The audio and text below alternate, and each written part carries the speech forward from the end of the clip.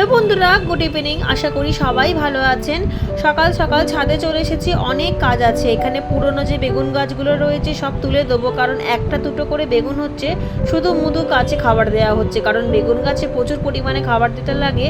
আর এই বীজ থেকে তৈরি বেগুন গাছগুলো কিন্তু বেশি দিন বেগুন দেয়ও না, ওই একটা বছরই দেয়। শীতের সময় বসিয়েছিলাম, আবারও শীত আসতে চলেছে, সারাটা বছর বেগুন পেয়েছি। সাথে কিছু বরবটি গাছও তুলে দিলাম। আর এই ক্যারেটগুলোকে নতুন করে আবার বেড বানাবো। গত বছর ঠিক এই বর্ষার সময় দুটো লাউ গাছ বসিয়েছিলাম এই ক্যারেটগুলোতে। খুব ভালোভাবে লাউও পেয়েছে, শাকও পেয়েছি। জানুয়ারি মাস পর্যন্ত লাউ দিয়েছে। তারপর ওই মাটির মধ্যেই আমি শাকের দানা দিয়েছিলাম, সেখান থেকেই শাক গাছ হয়েছিল, কলমি শাক আর একটাতে পাট শাক। এবছর তাই আবারও নতুন করে বেডটা বানাচ্ছি। নিচে আবার প্লাস্টিক বিছিয়ে দিয়েছি ফুটো করে, আর কাটাই ছাটাই করা বেগুন গাছ আর বরবটি গাছগুলো নিচে অনেকটা পরিমাণে দিয়ে, এখানে যে কাঠের ভুসি দিয়ে করেছিলাম গত বছর, সেই কাঠের ভুসির সাথে গোবর সার মিশিয়ে কিন্তু দিয়ে দিয়েছি। ক্যারেটটা পুরো ভর্তি করে নিয়েছি। এরকম করে আর একটা বেড রেডি করে নেবো।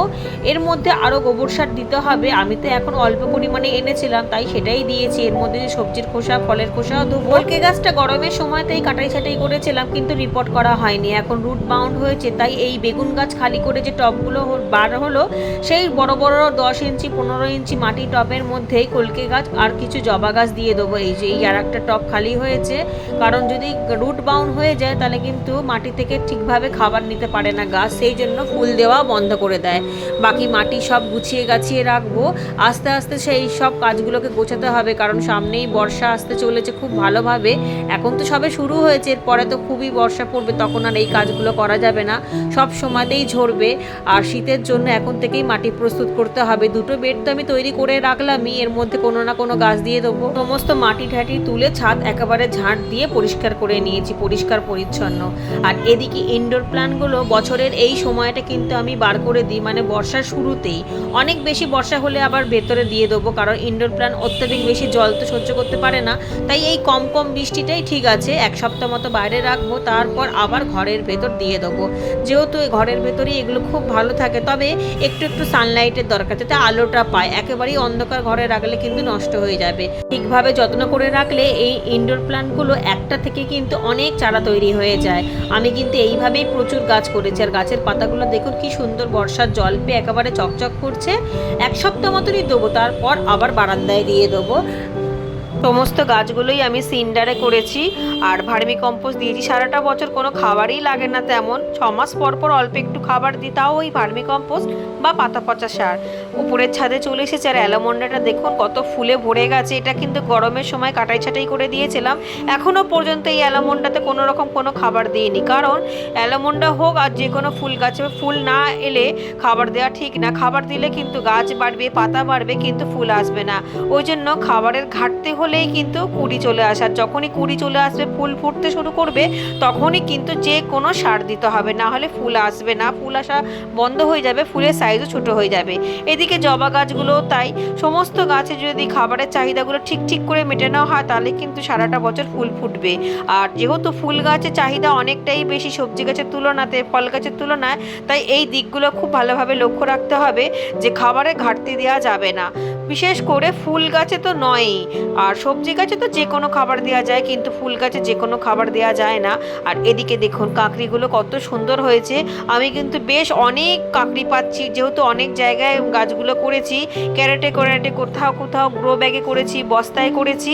আর যেই বস্তাগুলো খালি হয়ে যাবে, সেই বস্তাগুলোকে এই পাশে রাখছি, কারণ এই বস্তাগুলোর মাটিগুলোকেও আবার নতুন করে তৈরি করতে হবে। আমি কিন্তু কোনো সময়তেই পুরনো গ্রো ব্যাগের মাটির মধ্যে যে কোনো গাছ বসিয়ে দিই না, কারণ এতে গাছ নষ্ট হয়ে যাবার সম্ভাবনাটা বেশি থাকে। হয়তো ফাঙ্গাস লেগে থাকবে বা মিলিবাগ লেগে থাকলে সেটা ধরা পড়ে যাবে, তখন সেটা চিকিৎসা করেই কিন্তু আবার নতুন করে গাছ বসাই।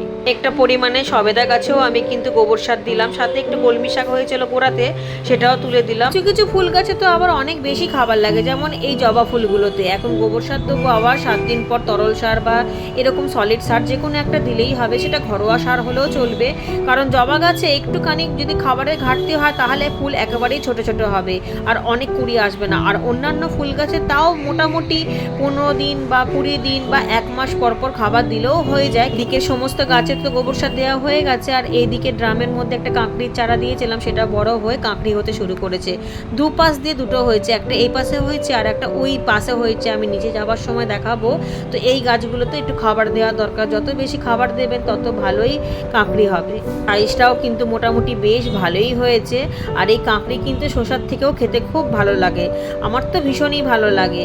আর এই দেখুন কলমি শাকগুলো তুলেছিলাম, আর আগে যে কাঁকড়িটা তুলেছিলাম সেটা এটা হচ্ছে বড় ছাদের কাঁকড়িটা। আর ড্রামেরটা থাকুক, ওটা কদিন পর তুলবো।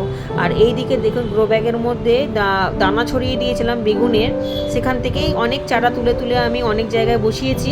আর এখানে একটা রয়ে গেছে, এটা কদিন পর তুলে বসাবো। কিছুটা ফুল তুলে নেবো ঠাকুরের, আর ফুল তো বাগান ভরে হচ্ছে। ফুল টুল সবজি টবজি তুলে নিয়ে এবার চলে যাব নিচে। নিচে প্রচুর কাজ আছে, বাগানের কাজ করা হয়ে গিয়েছে, বাগান পরিষ্কারও আছে, আর জল দিতে লাগে না অতটা, যেহেতু এখন বর্ষার সময়। এই ঝুড়িটা নিয়ে চলুন আপনাদেরকে নিচে নামতে নামতে আর একটা কাঁকড়ি দেখাচ্ছি। এই দেখুন ড্রামের ওই পাশে তো দেখেছিলেন, আর ড্রামের এই পাশে আর একটা কাঁকড়ি হয়েছে।